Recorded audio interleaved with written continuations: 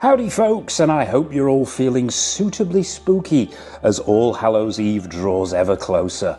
And welcome back to the channel for another Halloween themed episode of Grail or Fail.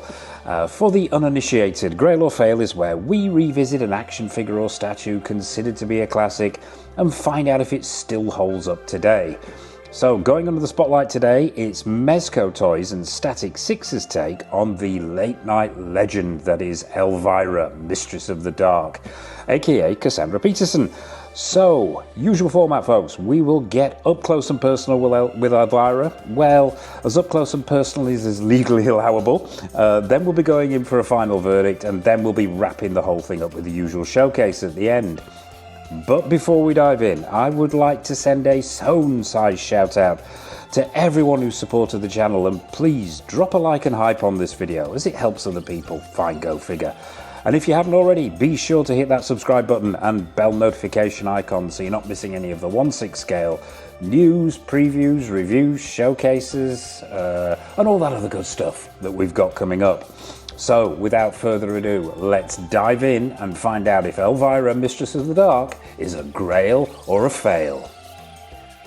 So folks, let's get up close and personal with the Mistress of the Dark herself. Well, before we do that though, let's talk about Mezco and STATIC-6's choice of pose here, which I think is very, very brave of them, and I really like it.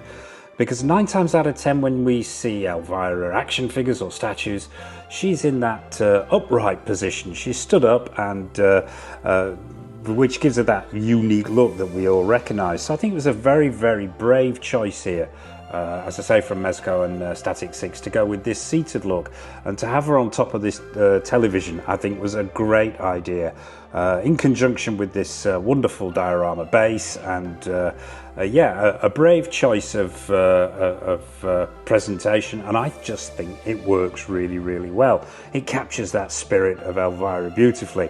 And let's talk proportions. Overall, those proportions look phenomenal to me, but we will start with the base and work our way up as we always do. Now, this is a mixture of different media going on here. Correct me in the comment section below, because it's very difficult to find actually, even on Mezco's website, what specific materials that they've used here. I'm going to say that they have used a polystone with a smattering of resin and a little bit of other mixed media thrown in, but we'll cover that. But yeah, I believe this base is polystone, and I think it's really, really nicely done. It's circular. You've got feet on the bottom. Obviously, you've got the numbered limited edition number on the bottom there, but overall I think it works really well. You've got this black circular base with this sculpted on what looks like a tattered deep red carpet with black paint applications on there to give it that weathered and frayed look around the edges, and I just think it works exceptionally well. First thing that you're greeted with on this base is this sculpted in popcorn container which is spilled over, and I think it just looks great. I think the imagination that's gone into this base really does help capture that camp gothic feel of the late night show and the movie that she appeared in as well. Yeah, you've got popcorn here that's all sculpted. The paint applications are great with those sort of light brown colours and whites to give it that realistic look. And you've got a couple of rats lurking in there as well, which is a nice little touch. And the sculpt and paint applications on those little fellas, I think, is great if the light's catching this. And that popcorn extends all the way back into that box, and the box itself, once again, that's been sculpted in the same material, which I'm going to hazard a guess is polystone. You've got those red and white stripes on there. It's tattered at the ends there, and it's been weathered and creased as well, which looks great. Next to that, you've got these 2 old books. Once again, resin or polystone, take your pick, but the sculpt I think is great. The aging on the bindings of these books is really, really nice. There's cracks and rips, and it's turned up at the edges there. And the paint effects to give it that leather bound look work really, really well. Paint applications on the bottom of the book there to pick out those pages looks great, and it's the same story with the book on the bottom as well. And they really do have a genuine leather bound look and feel to them. And then atop them, you've got this this skull, really nicely done with a candle on top. Now that candle doesn't light up, which is a shame. It would have been nice to see that have a light up feature, but the skull itself, very, very well done. Great paint applications, those teeth are great. The use of the black paint on there and the gradation of that paint down to the front of the face just looks really good, as does that dripping candle wax, which is coming down all sides of the skull itself. Very, very nicely done. Let's take a look at this TV. Great idea to have it sat on top of a television. It gives you all kinds of options for the display, and I just think it works really well. It's one of those old wooden box TVs, and yeah, it's got clawed feet at the front there. The sculpt and the paint applications to give it that wooden look work very, very well. You can see the graining in there, and there are chips and dinks going on. You've got that cobweb in the top left-hand corner there, and the dial at the bottom there, and the speaker at the front, but that's got a crack and a hole in the bottom left-hand corner as well. And those dials are nicely done too. Probably not noticing it under these lighting conditions because we use a bright white LED, so you can see all the details in the shooting. Yeah, that TV screen lights up at the front there, but we'll take a look at that when we swing around the back here. On the sides, that sculpt and paint application to give it that wood effect on the side of the television are there in spades, and it looks great. Even down to that hole, if the light's catching that, there's a hole in the side of the TV with a couple of red, evil-looking eyes poking out through it, and it's those little touches here, and it's the attention to detail and the little artistic flourishes that I think that separate this piece out as a 1/6 scale statue around the back of the TV. Well, let's take a look at what's on top of the TV first. You've got a meat cleaver stuck in the TV, and I do like the sculpt and paint applications on there as well. That cleaver blade is weathered and painted really well to give it that metallic look, and the handle's got that wood effect as well. You've got a bottle of poison on the top there. Now, I can't say whether that is that's resin, that's polystone. I think that may very well be plastic that's been attached to the top there, but it just works. You've got that skull and crossbones on the front. It says poison, and you can see the deep green liquid on the inside. And talking of liquid, you've got this green goop sort of trickling down the edge of the TV. Nice touch. Not sure what that's meant to be, but it looks great, and it gives it that suitably creepy and campy look. Around the back, with it being one of those old style TVs, you've got this vented section at the back here, and you've even got a bit more green goop dribbling out the back. There's another cobweb here, but this time you've got this super detailed spider done in sort of browns and oranges, and hints of black as well in the bottom corner there, which just makes the whole thing pop that much more. Everywhere you look on this, there's something to spot, and there's almost a tongue-in-cheek way that the sculpt's been done, which just fits the subject matter perfectly. Now the back section of this, before we get to the light up feature, actually, worth mentioning, this piece isn't without its niggles, and we will get to those. But one of those niggles involves a piece that I've got over here.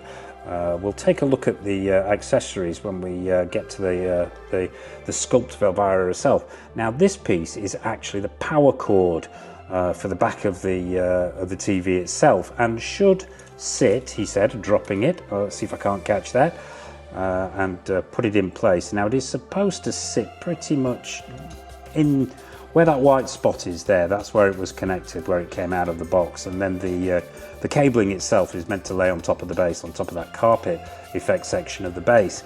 Now, this is ridiculously delicate. Now, looking at the material here, I'm going to say that that's a resin that they've used for this cabling, which makes it incredibly delicate. As you can see, you know, the only point of contact being that tiny, tiny little spot there. And this broke straight out of the box for me, unfortunately. I wasn't manhandling it, I wasn't particularly clumsy with it. It is just super delicate. Now, it can be reattached. It came off just before this review. It can be reattached there by a very judicious use of crazy glue. It takes some time and some patience, and I need to actually sort of tape it in place until it's set. But yeah, I think Mezco STATIC-6 missed a trick here. It probably would have been a lot safer and would have avoided a lot of frustration and tears if they'd have just made this a wire cable and then put a hole in the back of this resin section or polystone section of the television itself, and just had it leading out and made it a real wire. I think, yeah, a trick missed there because this is way too delicate, but yeah, that's probably just Mr. Go Figure being super clumsy. But the back of this TV itself, now, this does come away so you can access the light up feature. Now, if I can get my fingernail in here, he said confidently, we can remove the back of this TV and you can actually see what's going on in here. So we'll just take that off. And the back of the TV, as I say, magnetically attached here. You've got magnets in the corner there, they're nice and sturdy. And you've got this battery compartment. 3 AAA batteries in there, and there's a little switch there, as you can see. Flip that switch, and it activates a strip of LED lights, if the camera can pick this up, on the inside of the television itself. Now, the screen itself is actually, has got how can I describe it? It's more like a translucent plastic section which can slot in and out. You do get interchangeable screens, and we'll take a look at those. But the LEDs are nice and white and bright, and they do cast a really, really good light through the screen at the front. Now, as regulars to the channel will know, Mr. Go Figure is not the biggest fan of light-up features in his statues or action figures, but this does work. Dim the lights a little bit, get the lighting on Elvira with some spotlights, as you'll see in the showcase at the end, right, and dim the lights, and you get some really, really creepy light coming off this TV screen, which is great to see. And this spring-loaded section here just helps that plastic screen that just is held in by friction at the front there stay in place. I think it's a great little feature, and as I say, I'm not a big one on light-up features, but this one pretty much gets my thumbs up, although I don't use it that often. And as I say, that TV, the back of that TV just fits in place here. Not the easiest thing to do with one hand, because that wire has a tendency to get caught. You have to tuck it in first, but yeah, and now it's not wanting to fit in. You have to just sometimes futz those wires back into the TV, and then it will click back in place like that. So, on to Elvira herself. Well, actually, before we do that, let's talk about those screens. We've got them here. There's 3 swap-out screens. Now, I am, well, this one speaks for itself. Yeah, I'm just going to swing the piece around so you can see the front there. That is one of the removable screens, says Elvira Mistress of the Dark. You get this one, which is quite clearly the original Nosferatu, liking that one a lot. You get this one. Now, correct me in the comments section below if I'm getting this wrong. I believe this is from the movie The Brain That Wouldn't Die. And you also get this one as well, which I believe is from the 60s Italian horror movie Atom Age Vampire. So yeah, all suitably cheesy, all suitably camp, all suitably classic as well in the case of Nosferatu. So yeah, if you get bored with it in the display, you can swap that screen out, which I think is a great little addition here. And it's worth mentioning that what Mezco and STATIC-6 have done here is give us a lot of swap out pieces. There's a swap out arm, a swap out head sculpt, there's obviously the screens that we've mentioned, and that gives you so many more options, and it's something that we don't often see in 1/6 scale statues, or any statue for that matter, is to see so many interchangeable pieces, and I think that's great, because it keeps the display fresh, and if you're just wanting a new look, you can, in 2 minutes you can swap this thing out. So on to Elvira herself. So let's talk proportions. Straight away, proportions look absolutely on point to me, and I'm biting my bottom lip at this point. But yeah, the legs look great with those grey stockings. You've got those super high heels on there, which have got that shine to them, which is screen accurate once again. And let's put it this way: all over proportionally, she looks correct to me. That dress is really, really nicely done, and it's sculpted in to the top of the TV itself, and then it drops down the side of the TV, and you've got those tattered sections at the bottom there, and they're echoed in the ends of the sleeves as well. As you can see there are holes in there and rips, and it just looks messy and jagged, which is screen accurate. The proportions are right, the build is most certainly right. And I love how they've done the folds and the creases that have been sculpted into that dress. The belt, the legendary belt with the knife. I'm going to flip around here at this point actually so you can see this. Now this belt itself is actually, I believe, is a plastic. It's not leather, but it was meant to be leather. And the stitch work is pretty good in there, and you've got that knife in there, which is removable as well. So yeah, very, very well done on the mixed media there. Even I don't think that thing's going to crack or fade. It hasn't done on me. It's not done what a lot of artificial leathers do, which is crack over time, so it's held up pretty well, although this piece is only probably, give or take, a year and a half, a year old. So yeah, the proportions excellent, the sculpt on the body wonderful. Let's talk about the swap out features. Well, as I mentioned, got the bits that this came with. You get a set of instructions, that's the broken power lead, but you also get a swap out arm and a swap out head sculpt. Let's bring these in so we can see how these work. Now the right arm on this figure is nicely done. She's gripping a TV guide there with her own image on the front of it, and it says Elvira on there. The ring is sculpted and painted really well. You've got the black fingernails, which are screen accurate. You've got the studded wristband once again, which is screen accurate. But the arm swaps out at the shoulder joint here. But let's talk about skin tones while we've got this arm off. Comes out with a magnet. Now, this is another one of my minor niggles with this piece. This particular magnet is not very, very strong. It's just this one arm. It's not with the other arm. I don't know whether it's because it's fully extended, which is adding extra weight. But yeah, unfortunately, this arm fell off straight out of the box. And a couple of the tatters on the end of the sleeves there did break. A bit of crazy glue on there fixed them, if the light's catching this, so it's not too obvious. But yeah, I would say if you're picking this piece up or you own it, exercise caution with this particular arm. The magnet isn't the best for holding this arm, and it will drop out quite easily. But skin tones and textures are really nice. There's vein work in there. There's hints of the bone structure underneath there. And I think, in my opinion anyway, they've captured the skin tones, that sort of deathly pallor of the makeup that Elvira had. I think they've captured it really, really well. Let's put that arm back in actually and just talk about these skin tones and textures. Proportions in the upper body are present and correct, and we won't go any further than that. But the skin tones and textures themselves, as I say, to capture that screen makeup that she wore, Cassandra Peterson wore, I think look great.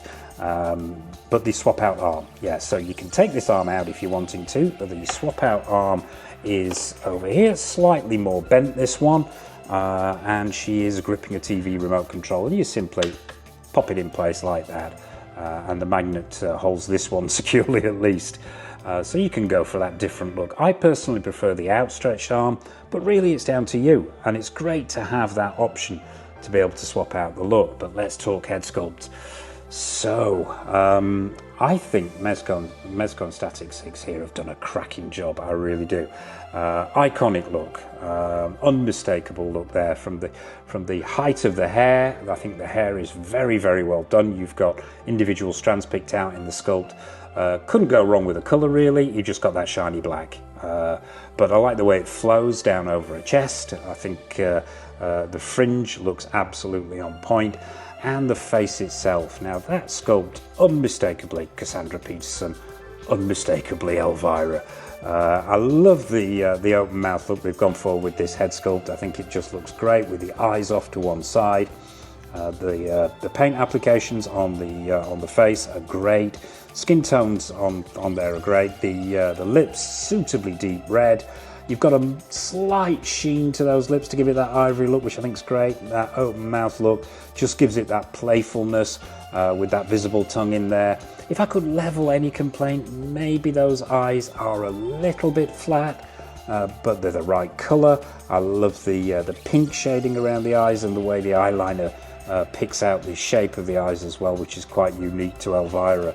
So overall, yeah, I think they've done a phenomenal job with this head sculpt, particularly in 1/6 scale. But let's take a look at the swap out version. Now the swap out version I don't use this one quite as much. You've got Elvira winking. It's the same level of detailing in the paint applications. The mouth is closed, which gives her a broader smile. This one just doesn't quite work as well for me. Although the sculpting and detailing on the hair is just as good, and the paint applications on the face are just as good. one issue here that I have come across with this particular piece, and that's when you decide to swap these head sculpts out. Now, magnetically attach, however, and I don't know whether I'm going to try and put these side by side. We will try and use this this second head sculpt in the showcase at the end, but I don't know whether you can see this here, but the hair is slightly different the way it falls forwards at the end here. I'm talking about the ends of the hair here. Now, I don't know whether it's some tolerances in the construction process, but swapping this head out is not the easiest thing in the world. And what tends to happen is these end sections of hair tend to rub against her rather ample chest area, shall we say, and the paint applications on these tips of the hair rubs off and leaves dirty marks, and it's a bit of a ball ache trying to get that off.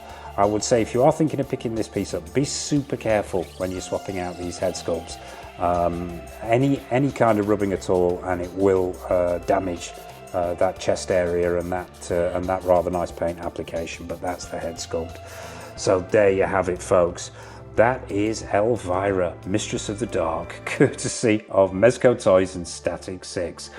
I suppose we've got to go in for a final verdict and find out whether Elvira is a grail or a fail.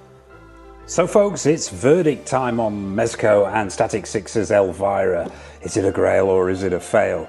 Let's start with the good stuff. I love the art design behind this. The idea of having her on that TV, I think is a great idea. It sets it apart from other Elvira statues and action figures that we've seen.